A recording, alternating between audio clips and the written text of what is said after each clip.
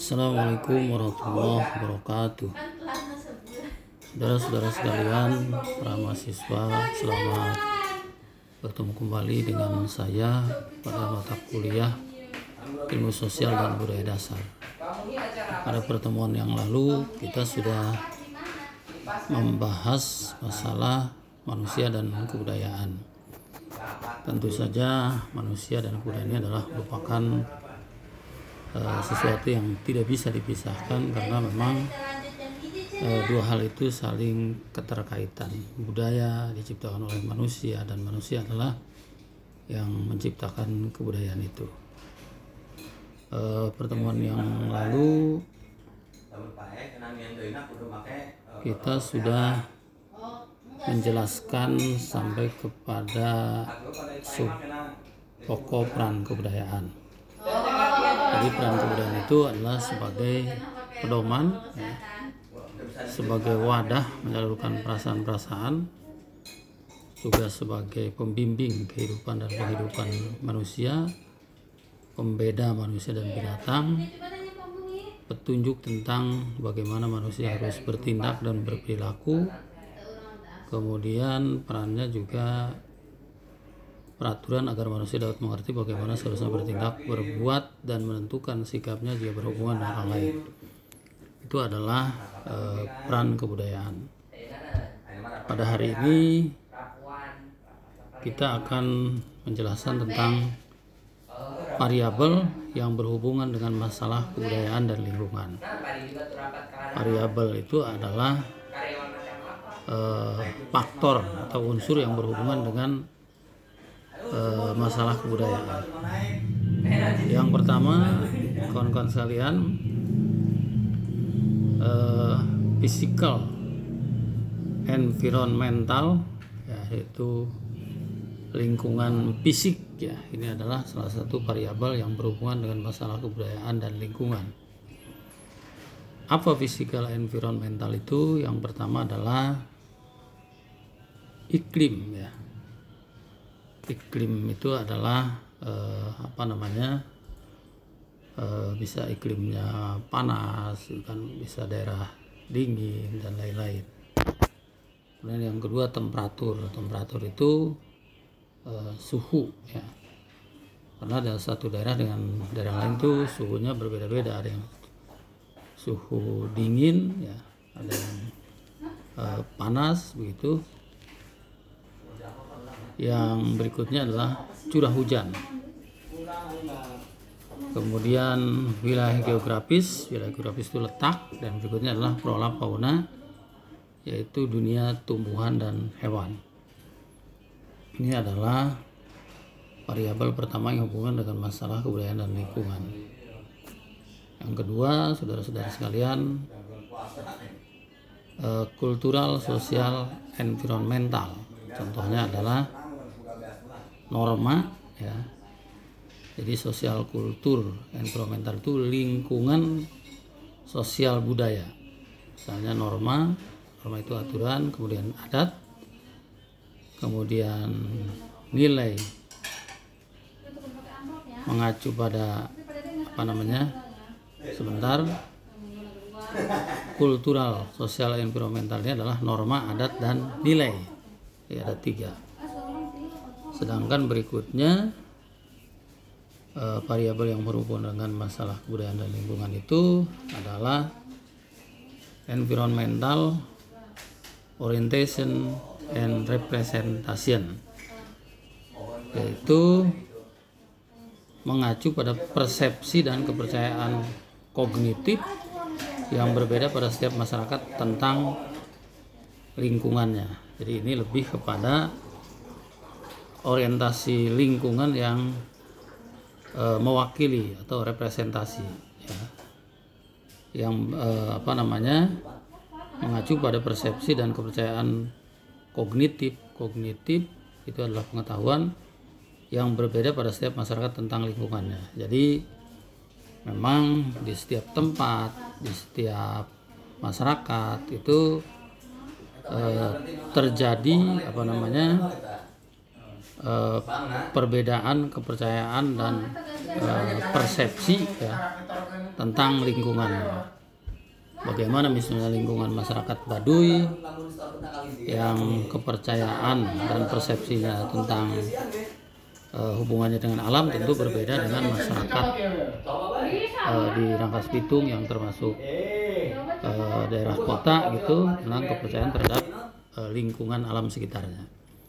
Kalau di Baduy itu kawan-kawan sekalian yang menganut hukum adat tentu saja mereka tidak akan berani merusak alam gitu. Kemudian juga dari adat istiadatnya mereka mandi itu tidak pernah pakai sabun ya, karena itu memang persepsi mereka tentang lingkungan masyarakatnya. Nah, kalau di Rangkas Bitung atau tempat lain tentu saja kalau mandi pakai sabun, kemudian gigi harus disikat. Kalau masyarakat Baduy itu katanya itu tidak dilakukan seperti itu. Berikutnya kawan-kawan sekalian, environmental behavior and process. Jadi bagaimana masyarakat menggunakan lingkungan dalam hubungan sosial ya. Yang pasti kawan-kawan sekalian bahwa hubungan masyarakat dan lingkungan itu tentu tidak bisa dipisahkan, karena adanya budaya itu adalah karena adanya masyarakat, karena adanya manusia dan lingkungan. Kita berhubungan dengan alam, bertani, berkebun, bercocok tanam, lalu kemudian itu menimbulkan kebudayaan ya. Misalnya saja bagaimana mereka cara bercocok tanam, mulai dari pakai cangkul, pakai arit ya, dan lain-lain, lalu kemudian berkembang menjadi pertanian modern pakai traktor dan lain-lain. Itu adalah bagaimana masyarakat menggunakan lingkungan dalam hubungan sosial. Yang berikutnya, kawan-kawan sekalian, variabel yang berhubungan dengan masalah kebudayaan dan lingkungan adalah out carries product. Ini meliputi hasil tindakan manusia seperti membangun rumah. Nah, bagaimana manusia menghasilkan atau memproduk atau membuat rumah ya, karena rumah itu dibuat oleh manusia dan itu adalah menjadi hasil budaya. Kemudian komunitas itu ada perkumpulan manusia, mulai dari ya organisasi masyarakat sampai organisasi keagamaan ya. Itu adalah bagian dari budaya manusia yang memang punya kecenderungan untuk berkumpul dan berserikat gitu. Kemudian kota serta usaha manusia dalam memodifikasi lingkungan fisik seperti budaya pertanian dan iklim. Tadi sudah saya jelaskan bagaimana budaya pertanian itu dilakukan oleh manusia dari waktu-waktu, dari zaman ke zaman, dari masa ke masa, dan selalu mengalami perubahan-perubahan kebiasaan atau perubahan-perubahan budaya. Kawan-kawan sekalian, kebudayaan ya, ini subjudul besarnya adalah kebudayaan. Kebudayaan yang berlaku dan dikembangkan dalam lingkungan tertentu berimplikasi terhadap pola tata laku, norma, nilai, dan aspek kehidupan lainnya yang akan menjadi ciri khas suatu masyarakat. Jadi sekali lagi, kebudayaan itu ada, berlaku, itu dikembangkan dalam lingkungan tertentu.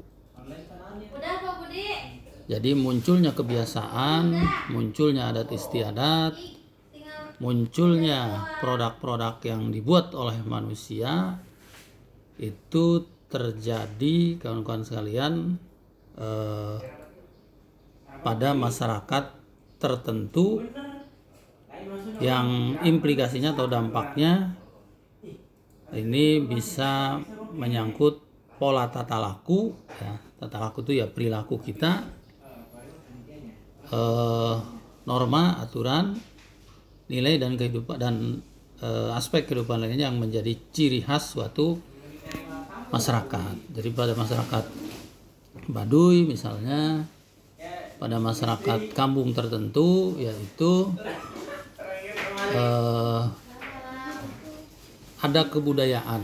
Kebudayaan ini kemudian berupa tata laku, ya aturan pada masyarakat Baduy, aturan misalnya anggota masyarakat Baduy itu tidak boleh menebang hutan sembarangan, menebang pohon sembarangan, karena itu sudah menjadi hukum adat. Ya. Kemudian nilai juga mereka punya dalam masyarakatnya itu ada budaya yang berupa nilai, ya, nilai baik, nilai buruk, dan itu terjadi pada masyarakat yang ada di suatu tempat gitu ya. Perilaku yang jelek tentu itu adalah nilainya buruk, perilaku baik tentu itu adalah nilainya baik gitu ya. Itu adalah nilai sopan santun, begitu akhlak, tentu itu adalah punya nilai ya. Kemudian saudara-saudara sekalian, semua itu aspek perilaku, norma yang ada pada masyarakat tertentu adalah merupakan ciri khas suatu masyarakat. Ya, masyarakat Baduy dengan masyarakat non Baduy tentu saja mempunyai ciri khas perilaku yang berbeda-beda, aturan yang berbeda-beda, dan itu adalah ciri atau karakter suatu masyarakat. Yang kedua, kebudayaan itu kawan-kawan, perkembangan kebudayaan adalah untuk kepentingan manusia itu sendiri, karena kebudayaan adalah dari dan untuk manusia. Jadi kebudayaan itu memang berkembang. Ya.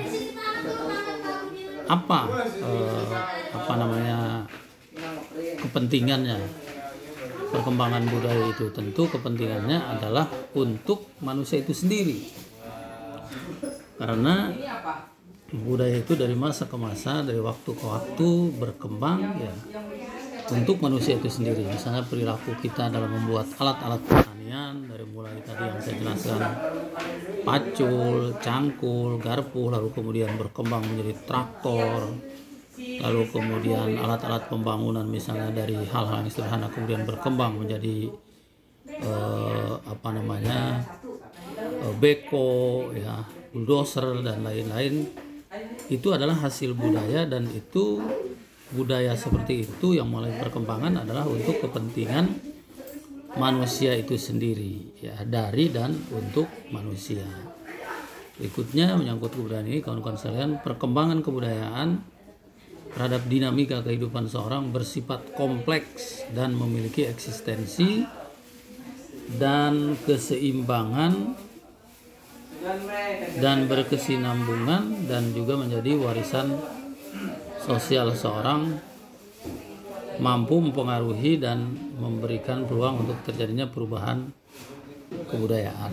Jadi memang kebudayaan itu berkembang itu saudara-saudara sekalian sifatnya kompleks. Kompleks itu kompleksitas, ya, heterogen gitu kan. Jadi bermacam-macam, ya. Perkembangannya bermacam-macam, ya. Ada kebudayaan yang berupa tingkah laku juga dari waktu-waktu pasti berkembang secara kompleks. Dari segi misalnya berpakaian juga mengalami dinamika perkembangan yang sangat kompleks. Dulu misalnya orang-orang anak muda itu pakai pakaian itu kalau laki-laki cut bray, ya. Di atasnya kecil, ke bawahnya besar. Nah, kemudian berkembang lagi dibalik.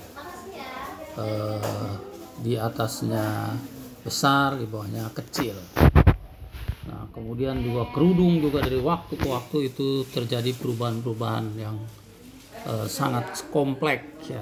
Ada kerudung yang syar'i, ada kerudung yang praktis dan lain-lain. Itu menunjukkan bahwa kebudayaan itu mengalami dinamika yang sangat kompleks, kemudian juga memiliki eksistensi dan berkesinambungan terus-menerus, ya.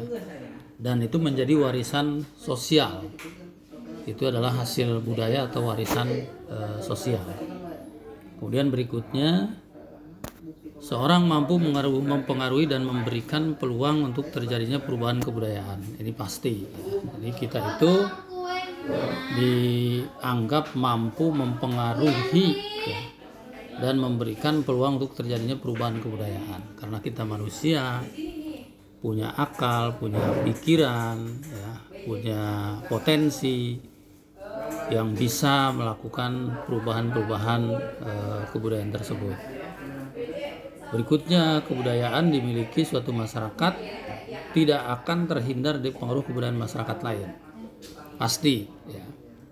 Jadi kebudayaan yang terjadi atau yang ada pada sebuah masyarakat itu pasti dipengaruhi oleh masyarakat lain, dan begitupun sebaliknya.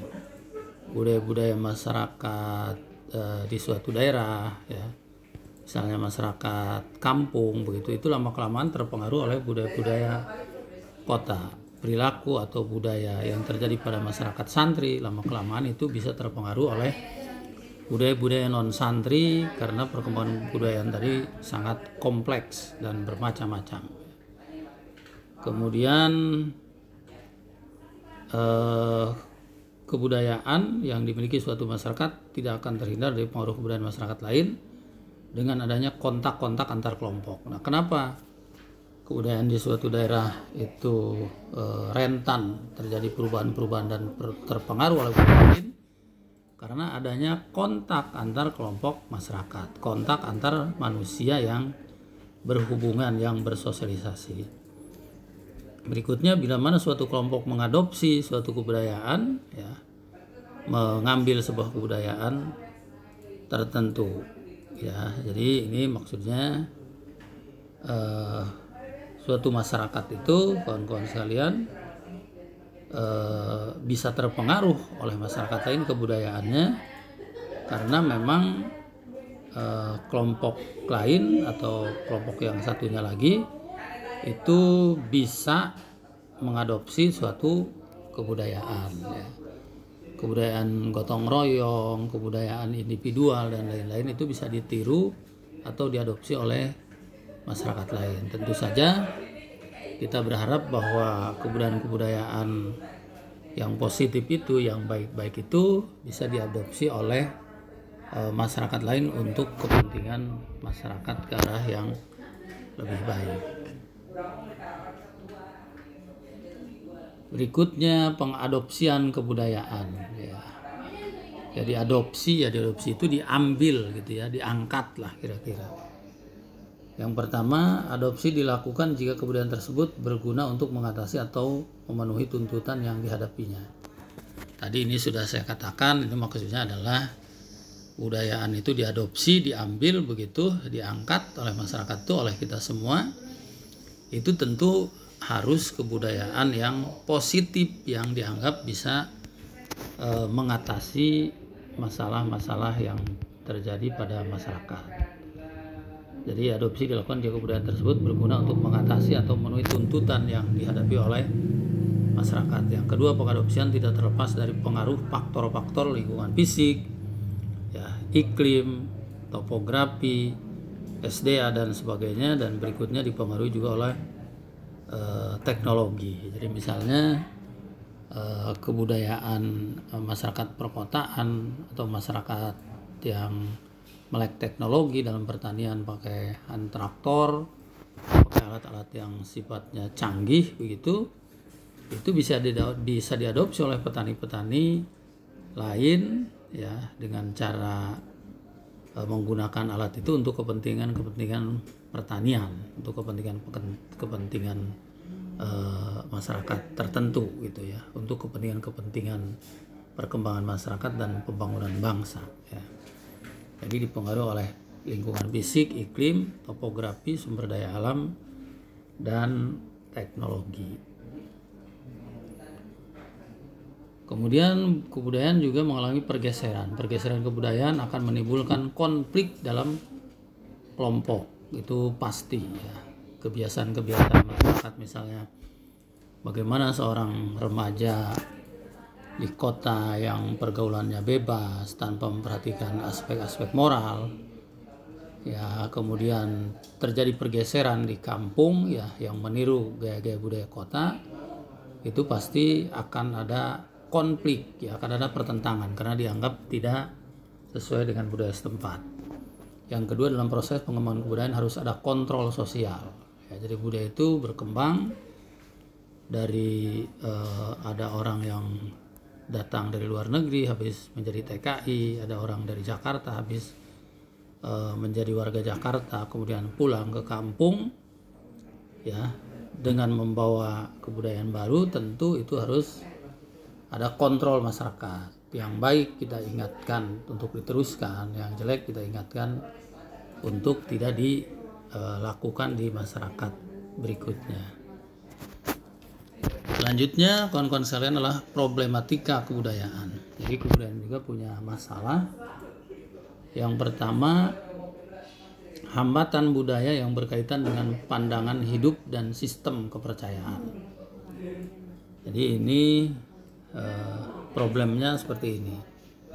Jadi budaya itu punya hambatan, terutama yang berkaitan dengan pandangan hidup, ya, dan sistem kepercayaan. Jadi kalau di sebuah masyarakat misalnya punya kepercayaan kepada roh-roh halus, kepada makhluk-makhluk gaib, lalu kemudian ketika mau hajat, mau nikahan itu kemudian nyuguh gitu ya, itu kan keyakinan mereka, itu sistem kepercayaan, ya. Itu tentu saja pada masyarakat tertentu yang tidak meyakini, kawan-kawan sekalian, terhadap kepercayaan itu akan menjadi hambatan, ya. Kemudian hambatan budaya yang berkaitan dengan perbedaan persepsi atau sudut pandang, bagaimana budaya yang berkaitan dengan persepsi atau sudut pandang antara masyarakat dan pelaksana pembangunan, ya. Nah, ini berkaitan dengan perbedaan pandangan atau perbedaan arah atau perbedaan pikiran, ya, atau sudut pandang. Ini juga bisa menjadi hambatan karena akan menimbulkan friksi atau pertentangan di antara anggota masyarakat. Berikutnya, hambatan budaya berkaitan dengan faktor psikologi atau kejiwaan. Saya kira sudah sangat jelas ya bagaimana budaya ini juga bisa ada hambatan terkait dengan faktor psikologi atau kejiwaan. Bagaimana pikiran-pikiran kita, bagaimana nurani kita, bagaimana kejiwaan kita tentang suatu hal yang terjadi dalam perilaku manusia, dalam tingkah laku manusia, dalam kehidupan sehari-hari. Berikutnya, masyarakat yang terasing dan kurang komunikasi dengan masyarakat luar. Nah, ini juga jadi masalah, ya. Seperti masyarakat Baduy Dalam yang tidak pernah atau jarang komunikasi dengan masyarakat luar, ya ini masalah, ya. Masalahnya apa? Ya tidak ada interaksi dan tentu saja tidak ada saling mengadopsi kebudayaan, ya. Saya kira begitu. Kemudian selanjutnya, sikap tradisionalisme yang berprasangka buruk terhadap hal-hal baru.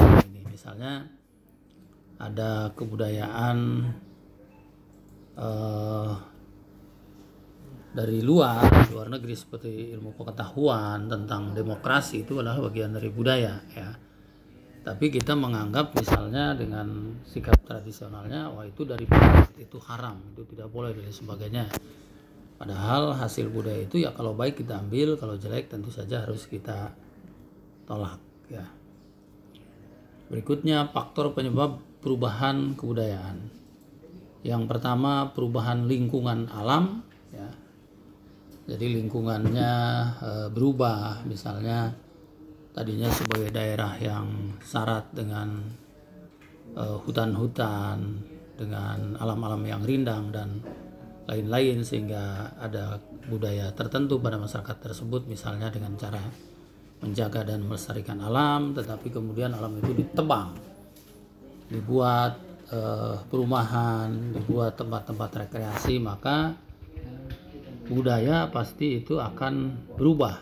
Ya, kemudian yang kedua, perubahan disebabkan oleh adanya kontak dengan kelompok lain. Tadi berhubungan dengan kelompok masyarakat lain itu akan menimbulkan perubahan budaya. Kemudian perubahan karena adanya penemuan. Jadi kalau ada penemuan baru tentang ilmu, tentang teknologi, maka itu budaya akan berubah. Misalnya tentang komputer, tentang media sosial dan lain-lain, ada penemuan baru, maka budaya kita berubah menjadi budaya internet, gitu ya. Kemudian perubahan yang terjadi karena masyarakat, karena beberapa elemen perubahan yang terjadi karena suatu masyarakat atau bangsa mengadopsi beberapa elemen kebudayaan material yang telah dikembangkan oleh bangsa lain di tempat lain. Ya. Berikutnya, perubahan yang terjadi karena suatu bangsa memodifikasi cara hidupnya dengan mengadopsi suatu pengetahuan atau kepercayaan baru, atau karena perubahan dalam pandangan hidup dan konsepsinya tentang realitas. Ini juga perubahan kebudayaan bisa terjadi dalam lintas negara, dalam lintas bangsa, ya. Karena suatu bangsa tertentu itu mengadopsi budaya-budaya dari luar negeri, misalnya budaya tentang demokrasi, tentang kebebasan, tentang HAM dan lain-lain. Saya kira itu kawan-kawan sekalian, pertemuan kali ini yang dapat saya sampaikan masih dalam bahasan manusia dan kebudayaan. Mohon di absen di grup. Terima kasih atas kebersamaannya. Jangan lupa video ini di subscribe ya. Dan yang tidak hadir mohon jangan dihadirkan, jangan ikut absen di grup. Terima kasih. Assalamualaikum warahmatullahi wabarakatuh.